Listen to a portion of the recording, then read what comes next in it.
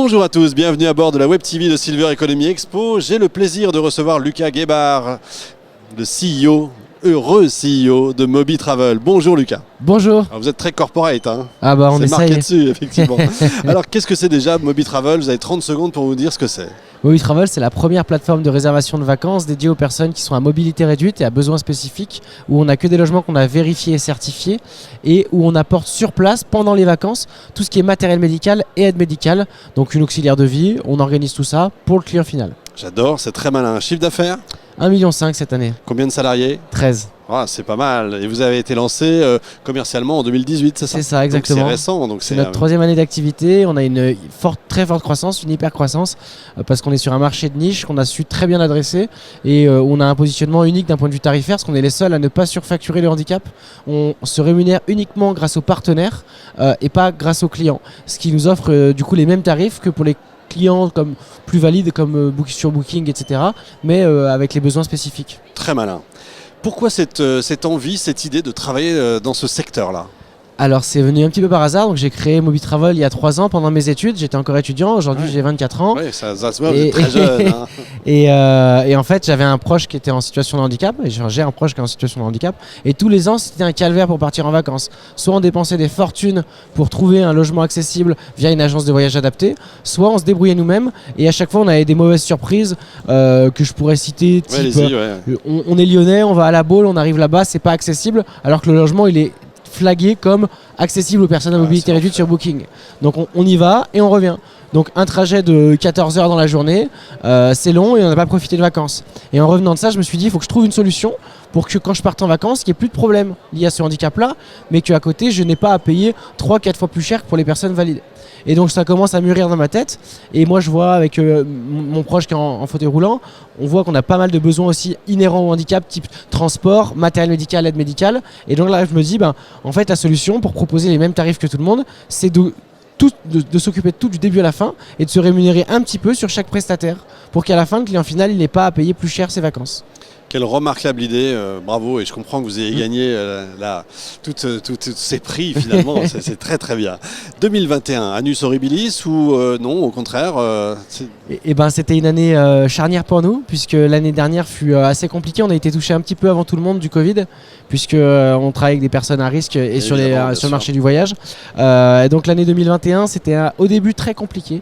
Jusqu'au mois de mai, on avait beaucoup de réservations quand ça allait bien, et dès qu'il y avait la moindre annonce du gouvernement, des annulations en cascade. Donc c'était en dents de scie jusqu'au mois de mai et on a eu un peu peur. Et à partir du mois de mai, dès que le pass sanitaire est entré en vigueur, pour nous c'était une buée d'oxygène, vraiment, c'était génial. Et depuis, on est entre x3 et x4 tous les mois par rapport à 2019. Donc le volume d'activité explose. On a un nombre de réservations qui est absolument dingue. Nos clients nous font confiance et on est extrêmement heureux finalement de l'année qu'on va faire. C'est notre meilleure année alors que finalement on aura travaillé réellement que 8 mois. Donc on est vraiment content. En tout cas, comme c'est une belle idée, on est ravis pour vous. Vous travaillez uniquement sur la France ou vous commencez l'export Alors aujourd'hui, on a plus de 70 pays que l'on couvre. Et on a des clients de 11 nationalités différentes.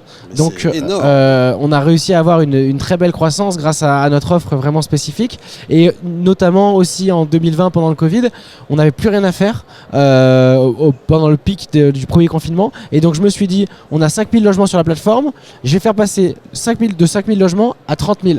Et donc du coup, en fait, pendant tout le confinement, on a fait un travail de référencement avec les autorités locales des pays, avec des partenaires dans différents pays comme au Canada, comme aux États-Unis, pour qu'on ait la plus grosse base de données de logements vérifiés pour les personnes handicapées du monde. C'est monstrueux. Alors pardon, mais vous me dites que c'est des logements vérifiés. C'est-à-dire que vous-même ou vos équipes, vous allez sur place, vous vérifiez selon on va dire une charte. On a créé notre propre label d'accessibilité. Ouais. Il y a des labels d'accessibilité qui existent. Et en fait, le problème, c'est que c'est binaire souvent. C'est soit c'est très accessible, soit ça ne l'est pas. Ouais. Et on a plein de personnes qui sont âgées, qui n'ont pas besoin d'énormément d'équipements, mais qui ont quand même besoin d'un logement accessible. Donc on a classifié les logements entre 1 et 4 abeilles par rapport à notre logo qui est une petite abeille. Et ensuite, une abeille c'est pour une personne âgée, 4 abeilles c'est pour une personne qui est très handicapée, qui a besoin d'avoir une hospitalisation à domicile. Et c'est pas nous au début c'est nous qui allions. Et puis ensuite on a passé des partenariats avec nos clients qui sont nos ambassadeurs, comme sur Waze, et ensuite avec des agences de voyage locales, donc au Canada, aux États-Unis, à Bali, qui sont allées vérifier pour nous les lieux Et du coup, en fait, on a créé un vrai référentiel d'accessibilité. Un logement qui est à Bali 2 abeilles, et ben, c'est la même accessibilité qu'un logement qui est 2 abeilles en France. Donc du coup, il y a vraiment une base où le client, il y va et il est sûr qu'il ne sera pas déçu. Avec un cahier des charges, j'imagine, extrêmement pointu. 134 critères. 134 livres. Sur les 4 niveaux de handicap, parce qu'on n'a pas voulu faire de discrimination, même si aujourd'hui on est très sur la mobilité réduite, donc sur le handicap moteur, mais on n'a pas voulu faire de discrimination, donc on a 134 critères sur 4 handicaps. Alors 2022, il y a une petite échéance, on va dire, une Oui. échéance évidemment politique. Quel est votre, qu'est-ce que vous imaginez que les candidats ou le prochain président va vous apporter? Pas à vous personnellement bien sûr, mais à Moby Travel et à votre secteur. Alors ce qu'il va m'apporter, je ne sais pas, mais ce que j'espère qu'il m'apportera, c'est plus de reconnaissance pour les personnes en situation de handicap, notamment avec l'AH, une désolidarisation du revenu du conjoint, parce que ça c'est une mesure qui vient de rentrer en vigueur et Bien qui est sûr. absolument honteuse et qui nous peine. Et pour contrer ça, on est en train de lancer une fondation, nous Moby Travel, pour financer une partie des vacances de nos voyageurs qui n'ont plus les moyens de partir en séjour. Et on aimerait que nos clients, nos voyageurs retrouvent de la dignité et qu'ils soient plus reconnus par l'État et que aussi les règles qui sont demandées soient vraiment appliquées sur l'accessibilité et sur tout le reste d'ailleurs, sur l'emploi des personnes en situation de handicap. C'est bien beau de payer des amendes, mais ce qu'il faut c'est vraiment qu'on emploie des personnes qui sont capables de faire des choses et qui ne sont pas capables d'en faire certaines autres, mais elles ont des capacités qu'on doit utiliser pour pouvoir redémarrer sereinement. Question subsidiaire, c'est peut-être une question bête, mais dans ce domaine-là, il y a beaucoup d'aidants. Oui. Et qui parfois sont très fatigués, beaucoup plus, et qui parfois même décèdent avant même les personnes qu'elles aident. Est-ce que Moby Travel fait quelque chose pour eux ou est-ce qu'ils sont sortis là encore du système? Alors pour nos clients, nous en fait on organise le séjour pour toute une famille. Donc on ne s'occupe pas que de la personne handicapée ou que de la personne à besoin spécifique. On va s'occuper de tout le monde et donc on offre en fait du répit parce que nous on gère toute la logistique, on gère vraiment tous les problèmes et quand la personne arrive sur place, elle a parfois rien à gérer. Et même mieux, on a certains de nos clients qui toute l'année n'utilisent pas d'auxiliaire de vie parce que ils travaillent avec leurs proches, mais par contre en vacances on leur organise une auxiliaire de vie pour que ce soit vraiment une semaine de vacances de répit, de plaisir en famille, etc. etc. Donc c'est vraiment une offre très globale.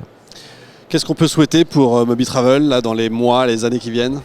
De continuer à se développer, de continuer à développer Moby Travel notamment à l'international pour dans un premier temps faire découvrir la France qui est le pays où on a le plus d'hébergement, où là on est le meilleur aux étrangers qui veulent venir le découvrir et aussi de pouvoir développer Moby Travel partout dans le monde pour qu'un Français, un Belge puisse partir sur un coup de tête demain comme vous et moi, valide avec Booking.com sans avoir à se soucier de l'accessibilité de son logement. Vous êtes formidable Lucas, vous nous donnez envie et c'est bien, je trouve que c'est très positif tout ça. Merci beaucoup. C'est parfait, bravo. Fin de cet épisode en direct de notre Web TV.